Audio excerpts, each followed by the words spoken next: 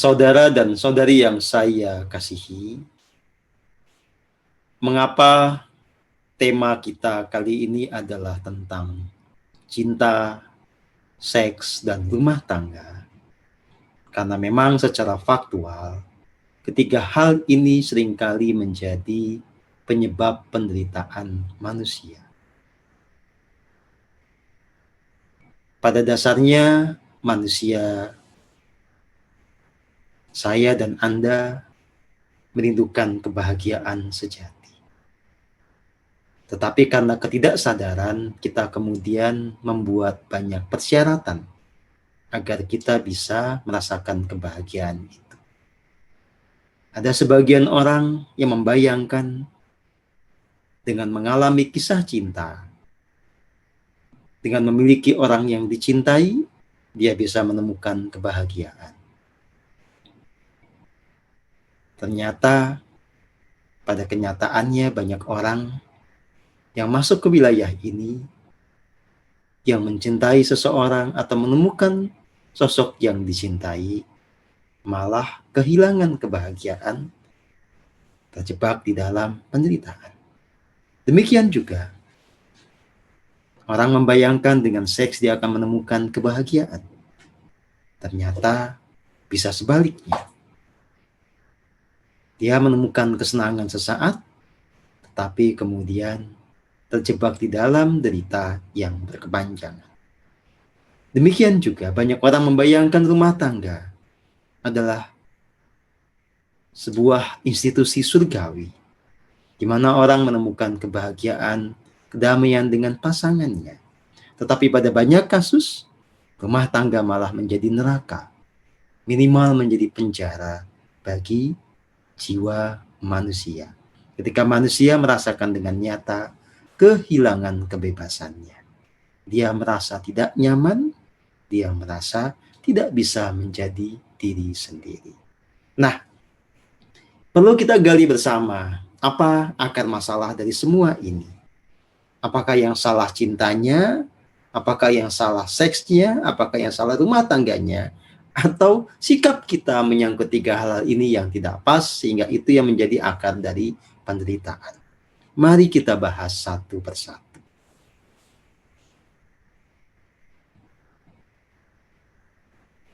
Kita mulai bicara tentang cinta.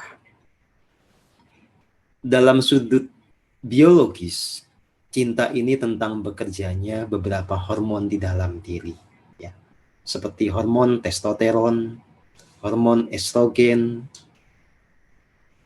hormon serotonin, hormon dopamin, hormon oksitoksin. Kalau kita bicara tentang hormon yang tadi, testosteron dan estrogen, itu membuat kita cenderung punya ketertarikan fisik dengan orang yang kita cintai. Dopamin membuat kita jadi semangat ketika kita sedang jatuh cinta. Hormon oksitoksin membuat kita punya rasa sayang ketika kita sedang jatuh cinta. Sayang kepada orang yang kita cintai. Nah, pertanyaannya adalah, kenapa kemudian ada orang menderita gara-gara cinta? Begini, ya.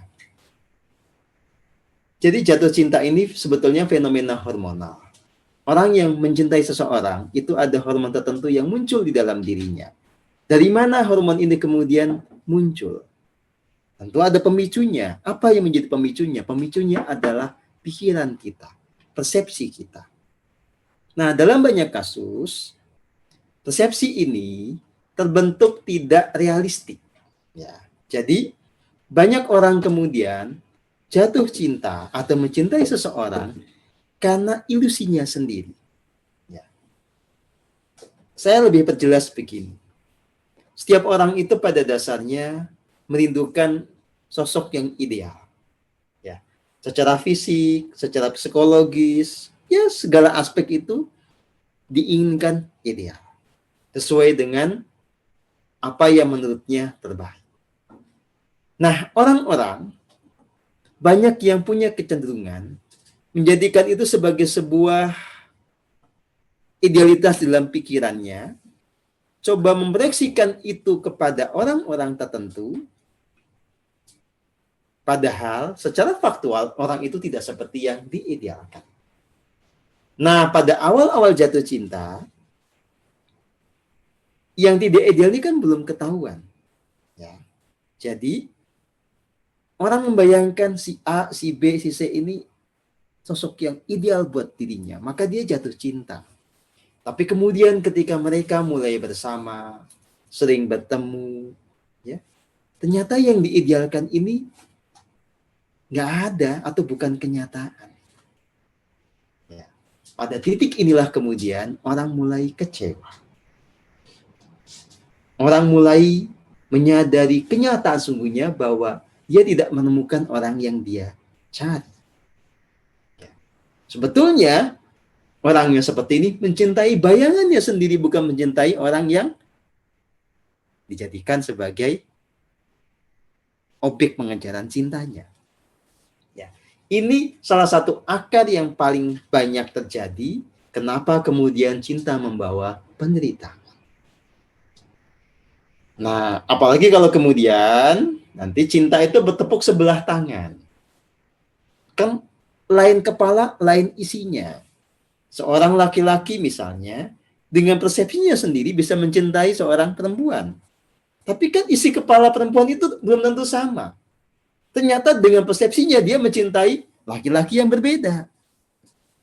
Ya, karena yang dia anggap ideal adalah laki-laki itu, bukan yang mencintai ini.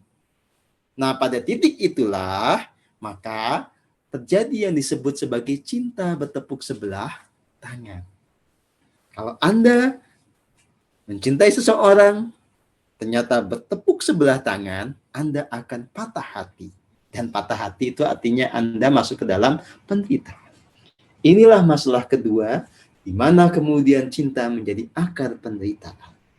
Nah, orang kalau patah hati seperti ini, pada banyak kasus susah disembuhkan. Ya, pada level yang paling ekstrim yang mengalaminya bisa bunuh diri.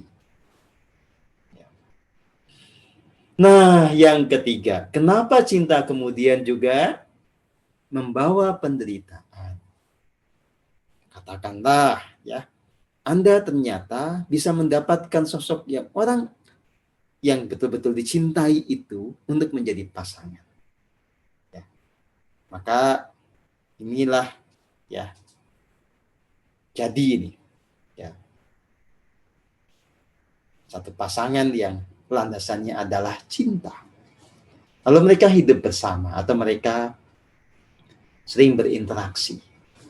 Kalau seseorang itu punya sosok yang dicintai, punya seseorang yang dianggap sebagai pasangan, ya, dia akan cenderung punya ekspektasi lebih, punya harapan lebih. Karena aku mencintai, maka sewajarnya aku juga dicintai. Karena aku mencintai dirimu, mestinya engkau menjadi orang yang paling mengerti tentang diriku. Karena engkau adalah pasanganku, maka sewajarnya engkau betul-betul bersungguh-sungguh untuk memenuhi apa yang menjadi keinginanku. Pada titik ini, cinta berpadu dengan egoisme. Kita melabeli hasrat egoistik kita sebagai cinta. Nah, ternyata pihak yang di sebelah juga punya pikiran yang sama yang belum tentu bertaut. Pada titik inilah orang kemudian bisa menderita karena cinta, karena dia tidak mendapatkan apa yang menjadi hasrat egoistiknya. Ternyata pasangannya tidak menjadi orang yang mengerti tentang dia. Ternyata pasangannya tidak tanggap terhadap apa yang menjadi keinginan egoistik. Nah, ego yang beradu atau keinginan egoistik yang tidak mendapatkan pemenuhan itu menjadi penyebab penderitaan. Nah, saudara dan saudari yang saya kasihi, inilah fenomena percintaan manusiawi yang umum yang menciptakan drama berkepanjangan. Nah, tambah lagi, ya, fenomena yang keempat. Ternyata Yang namanya cinta, karena ini fenomena hormonal, itu belum tentu akan bisa langgeng. Pada satu momen, karena Anda punya persepsi, wah saya ketemu dengan orang yang betul-betul pas, cocok, sesuai dengan maunya diri saya. Nah, Anda jatuh cinta, hormon itu betul-betul keluar. Si hormon dopamin ini keluar, Anda betul-betul semangat hidupnya.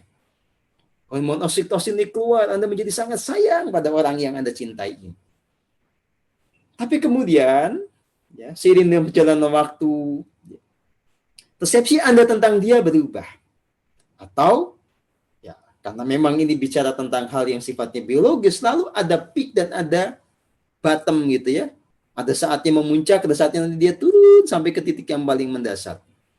Nah, ternyata hormon-hormon ini kemudian dia turun ininya. Ya. Intensitasnya itu tidak lagi seperti semula. Maka Anda kemudian kehilangan gelora cinta yang semula ada. Ya. Nah, Anda jadi bingung sebetulnya ini mau diteruskan atau mau bagaimana? Ya.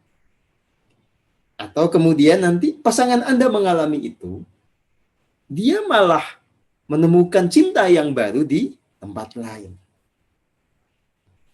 Dan pada satu titik yang ekstrim, hubungan ini kemudian bermasalah, hubungan ini kemudian mengendor, hubungan ini putus. Maka terjadilah masalah berikutnya. Anda patah hati karena Anda putus cinta. Ya. Drama manusia yang ini banyak dialami oleh siapapun yang hidup di berbagai masa, termasuk masa saat ini. Ya. Belum lagi kalau nanti ada fenomena Romeo and Juliet. Ya. Anda saling mencintai, tapi orang tuanya tidak mendukung Anda karena Anda dompetnya tipis. Ya. Karena Anda tidak punya masa depan yang penuh harapan gitu ya. Ya sama saja, itu nanti akan menjadi cinta yang tak terpenuhi, kita juga menderita. Ya. Jadi, kenapa mesti ada cinta kalau seperti ini? Lalu buat apa jatuh cinta kalau kemudian orang malah menderita gara-gara itu? Apakah kita kemudian menjadi orang yang tidak usah punya cinta saja? Ya. Nah, ini akan kita bahas. Ya. Begini, saudara dan saudari yang saya kasihi. Cinta sebetulnya adalah ekspresi emosi manusia yang paling agung. Ya. Jadi, fenomena hormonal ini jangan dipandang sebagai sesuatu yang jelek. Cinta yang memang ini muncul pada diri manusia yang punya badan fisik ini adalah kekhasan pada manusia. Ya. Ini sebetulnya pada dasarnya adalah anugerah. Dengan cinta inilah manusia bisa memunculkan karya yang istimewa. Puisi, lagu, ya. Bisa juga bangunan arsitektur, bisa apapun. Ya. Jadi cinta bisa menjadi sebuah momen di mana keagungan manusia itu muncul ke permukaan. Pada sisi yang lain, cinta itu membuat orang berani berkorban. Bisa memunculkan segala aspek terbaik dari dirinya dan seterusnya. Jadi juga tidak perlu kita punya cara pandang yang destruktif tentang cinta. Karena pada dasarnya cinta ini adalah keindahan di dalam kehidupan. Sekarang yang diperlukan adalah bagaimana kalaupun Anda masuk ke dalam wilayah ini, Anda tidak menderita. Pada titik inilah spiritualitas menawarkan apa yang disebut sebagai cinta yang murni. Cinta yang ada di dalam diri, yang meliputi diri, yang bisa dilimpahkan atau diproyeksikan kepada orang lain tanpa membuat kita menderita. Nah, bagaimana caranya kita punya cinta yang murni? Tentu saja, cinta yang murni ini harus tumbuh di dalam hati yang murni. Sebelum punya cinta yang murni, seseorang harus terlebih dahulu punya kasih yang murni. Apa bedanya kasih dengan cinta? Ya, secara sederhana, kalau kita merujuk kepada ya terminologi yang berkembang di dalam peradaban kita, dan kita meminjam bahasa Latin ya, kasih ya itu padanan katanya adalah agave. Jadi ini emosi yang paling murni. Dia muncul dari relung hati kita, yang bisa kita limpahkan kepada semua keberadaan. Anda bisa mengasihi mulai dari manusia hingga burung gereja. Ya. Jadi kasih ini menjangkau semuanya. Kita bisa mengasihi dalam jumlah yang sangat banyak. Ya. Bahkan bisa tanpa batas. Cinta itu bicara tentang relasi romantik. Ya, dalam bahasa Latin disebut juga sebagai eros. Jadi seseorang yang punya watak dominan maskulin itu akan mencintai mereka yang punya watak dominan feminin. Ya, kenapa saya menyebut begini? Karena secara faktual nanti akan ada yang lucu-lucu ya. Jadi ada yang laki-laki mencintai laki-laki juga. Ada yang perempuan mencintai perempuan juga. Meskipun pada dasarnya ya yang paling umum terjadi adalah perempuan mencintai laki-laki atau laki-laki mencintai perempuan. Tetapi ya ada case-case khusus di mana ternyata laki-laki tetapi ternyata yang dominan pada dirinya adalah watak feminin. Ada juga perempuan tapi ternyata yang dominan pada dirinya adalah watak maskulin. Maka dia mencari yang pasangannya yang meskipun secara biologis jenis kelaminnya sama. Nah, begini ya. Kalau kita hidup di dalam ilusi, kita biasa mengembangkan hayalan kita sendiri. Dalam hal apapun kita akan menderita, termasuk di dalam percintaan. Karena kita menjadi idealistis, kita punya harapan-harapan egoistik yang itu kemudian belum tentu menjadi kenyataan. Kita cenderung menuntut, tidak bisa menerima apa yang semestinya kita terima. Itu juga menjadi akar penderitaan. Jadi supaya seseorang itu, ya, kalaupun kemudian terlibat di dalam percintaan tidak menderita, maka dia harus mulai dengan memurnikan jiwa raganya. Dia membebaskan dirinya dari ilusi, dari kebiasaan berprasangka. Dia juga harus kemudian melampaui kebiasaannya punya kepentingan-kepentingan dan tuntutan yang egoistik. Mereka yang mencintai dengan murni adalah mereka yang telah selesai dengan dirinya sendiri. Mereka yang telah tidak punya luka batin. Mereka yang telah menemukan kebahagiaan di dalam dirinya sendiri. Sehingga ketika di dalam percintaan yang menjadi orientasinya adalah memberi. Aku mencintaimu karena memang demikianlah gerak semesta di dalam diriku. Aku mencintaimu, aku memberikan yang terbaik kepadamu, tanpa kemudian aku menuntut apapun kepadamu. Aku mencintaimu, bukan berarti karena aku tidak bahagia tanpa dirimu. Aku mencintaimu untuk membagi kebahagiaanku kepadamu. Kalau Anda bisa begitu, silahkan Anda bercinta. Kalau tidak bisa begitu, ya, Anda akan masuk kepada hutan 5 penderitaan atas nama cinta. Mau begitu? Silahkan. Toh yang merasakan Anda sendiri, bukan saya ya. Tapi kalau Anda betul-betul mau ada di dalam ranah ini, tanpa masuk ke dalam penderitaan, silahkan ikuti apa yang saya katakan. Ya. Ikuti panduan saya sehingga Anda bisa bebas dari penderitaan gara-gara cinta. Lalu bagaimana Pak Setio jika ada orang yang memang tidak pernah tertarik untuk jatuh cinta, tidak pernah tertarik kepada lawan jenis? Emang ada orang kayak begitu? Adalah. Ya. Nah, begini ya. Ada orang-orang tertentu yang itu memang punya kecenderungan natural, jadi menjadi rancangan agungnya untuk tidak punya eros, tidak punya cinta romantik kepada siapapun. Ya. Rancangannya dia adalah hanya punya kasih dan sayang. Kalau kasih itu dalam bahasa Latinnya namanya agave, kalau sayang itu bahasa Latinnya filial. Ya, kalau sayang ini misalnya kepada sahabat, kepada orang tua, kepada adik, kepada anak, ini filial. Ya. Jadi ada orang yang memang hidupnya itu hanya untuk mengalami dua hal ini. Dia tidak perlu mengalami eros. Yang nggak ada masalah juga. Ya. Jadi kalau ada orang bingung sendiri, kok kenapa saya nggak pernah jatuh cinta? Ya bukan berarti Anda gila. Ya. Ada orang yang memang itu tidak punya jatah untuk mencintai dan dicintai orang lain. Mungkin ada yang mencintai dia, tapi dia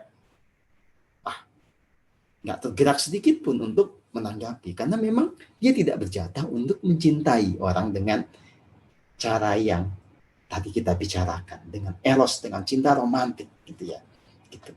Dan kalau memang tidak berjatah untuk mencintai orang, ya, untuk tidak terlibat di dalam eros, ya nggak punya pasangan juga tidak membuat menderita.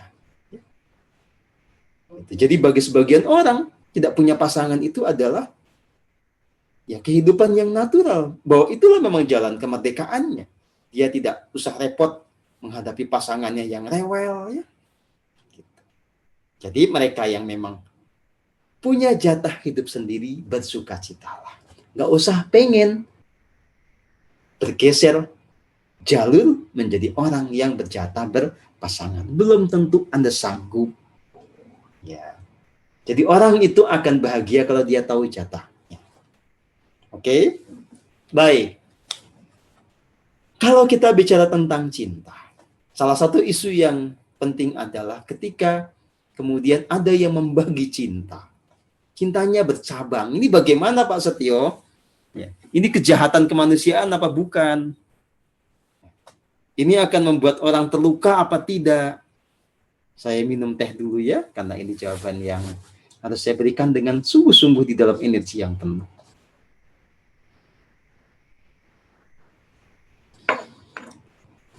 Begini, saudara dan saudari yang saya kasihi.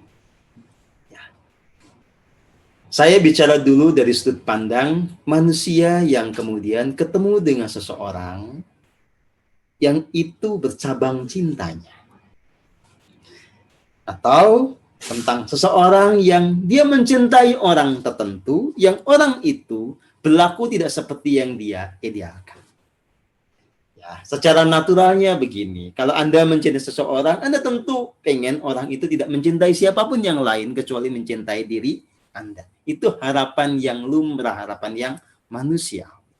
Nah, sekarang bagaimana faktanya kalau kemudian ya pasangan Anda, orang yang Anda cintai, itu juga terlibat hubungan romantik dengan orang lain. Nah, ini lagi-lagi bicara tentang kemurnian cinta. Ya. Tentu saja di sini Anda punya pilihan. Kalau Anda betul-betul tidak nyaman menganggap orang itu melanggar hukum kosmik, ya Anda punya hak untuk melepaskan diri dari ikatan dengan dia. Ya, Anda berhak untuk memecat dia sebagai pasangan Anda. Tetapi kalau Anda memang menyadari ini bagian dari skenario hidup Anda, lakon hidup yang Anda jalani, maka yang perlu Anda mengerti adalah bagaimana kemudian Anda bisa mencintai dengan tanpa syarat. Anda sudah bahagia dengan diri Anda sendiri. Anda membagi kebahagiaan itu kepada orang yang Anda cintai.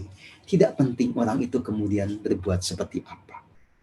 Tetapi tentu kalau Anda punya kesadaran murni, Anda akan ketemu dengan mereka yang hidup hanya setia kepada lakon atau rancangan agungnya sendiri.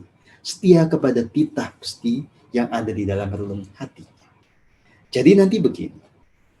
Bisa saja ya, Anda punya pasangan yang Anda cintai dengan penuh. Tapi pasangan itu memang punya lakon untuk dalam bahasa manusiawinya itu membagi cinta.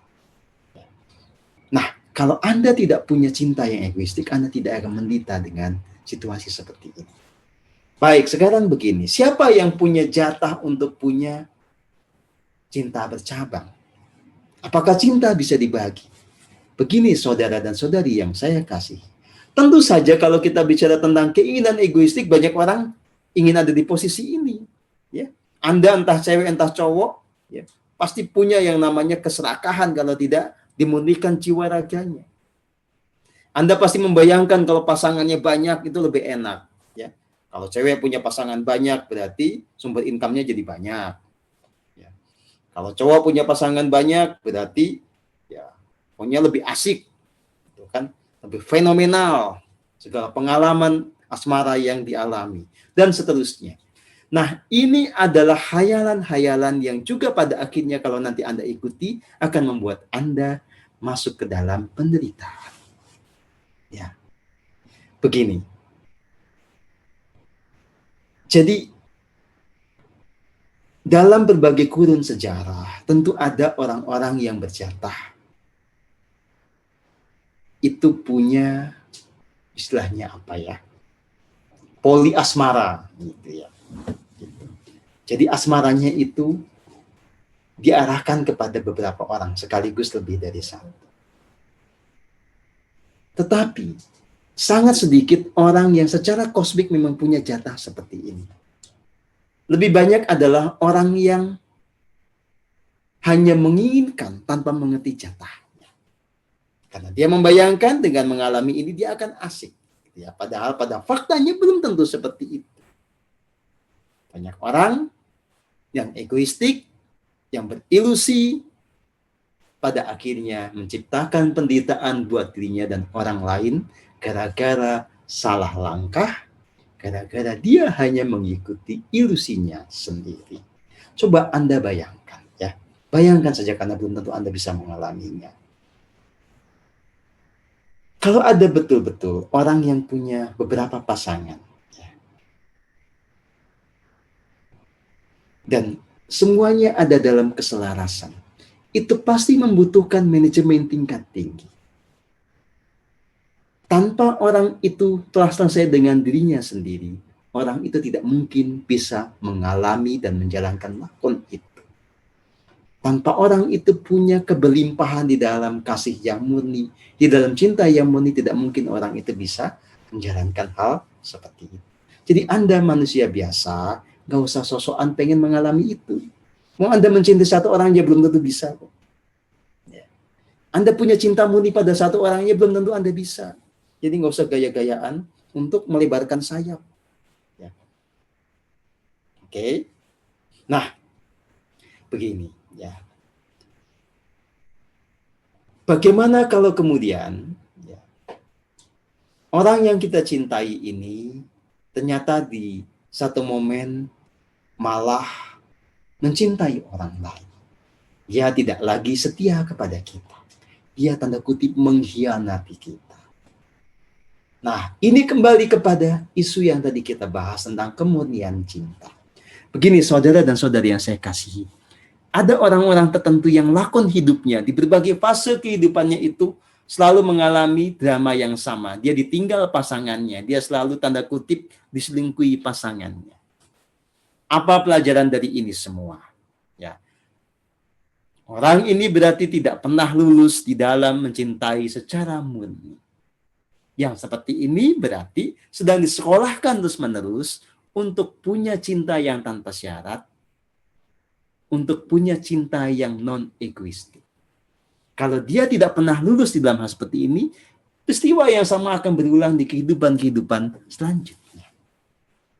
Jadi kalau Anda mencintai secara murni, maka orientasi Anda adalah membiarkan orang lain bahagia dengan pilihannya sendiri. Anda hanya menuntun orang itu untuk setia kepada tuntunan Tuhan di dalam dirinya. Selama orang itu yang kita cintai itu hidup selaras dengan rancangan agungnya dan berbahagia, ya sudah kita ikut bahagia juga. Atau kita penuh pemakluman melihat orang lain ada di dalam dinamikanya sendiri, tanpa kita kemudian terlibat di dalam penderitaan. Kita memaklumi orang dengan segala dinamikanya yang belum tentu sama dengan dinamika kita. Kalau Anda seperti itu berarti Anda telah lulus tentang mata kuliah mencintai dengan murni dan tanpa syarat. Ya. Nah, ini adalah kesadaran spiritual tingkat tinggi yang bisa Anda praktekkan hanya kalau Anda telah murni jiwa raganya. Ya. Baik, teman-teman semua, ini pengantar dari saya. Silahkan Anda bertanya, ya. Kita istirahat sekitar 15 menit sambil Anda mengumpulkan pertanyaan untuk nanti saya jawab di sesi berikutnya.